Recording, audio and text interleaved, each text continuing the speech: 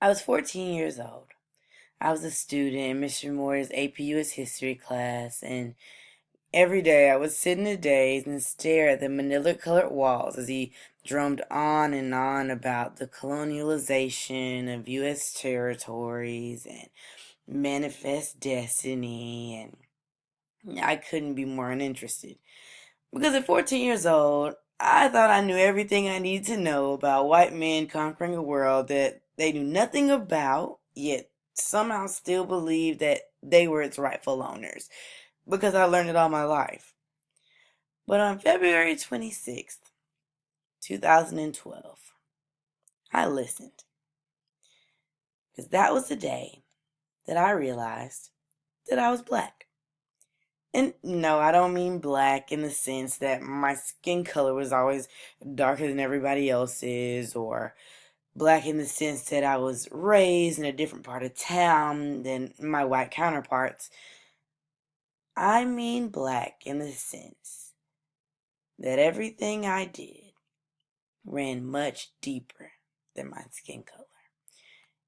That it ran deeper than anything that I'd ever felt before. You see, that was the day that he died. You know him. That's Trayvon Martin. Innocent young black kid, profiled, pursued, and shot in the heart by a racist. What's new, you think? In our country today, it's almost like it's normalized in our society to just overlook that of young black deaths, to just consider it something that happens, an unfortunate atrocity. But this day was the day that I realized that my skin color spoke for me when I would never have to say a word.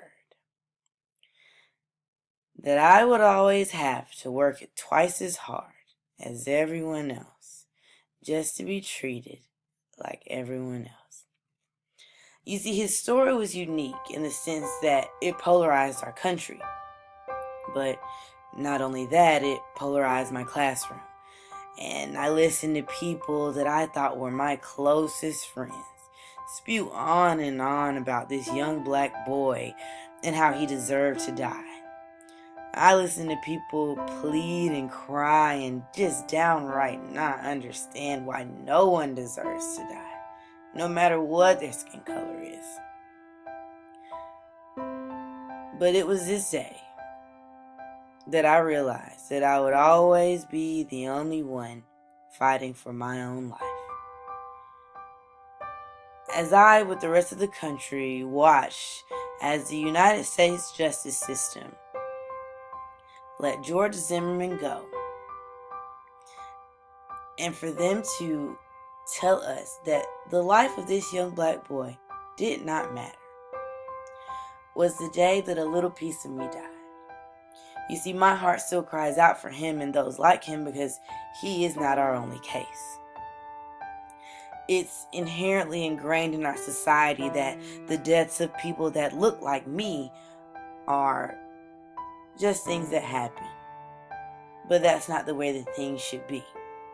Because today is July the 23rd, 2018. And you see, 6 years ago, I learned that I was made of a substance that people hated and feared, my melanin.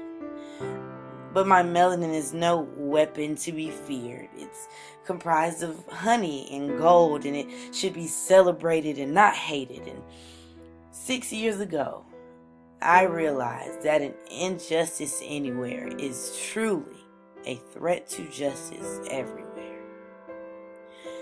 And this young black boy being gunned down gave me the courage to stand up and to prove to the world that I want to be the one to help bring that justice everywhere. You see, 6 years ago, I learned that I was black, and I haven't looked back since.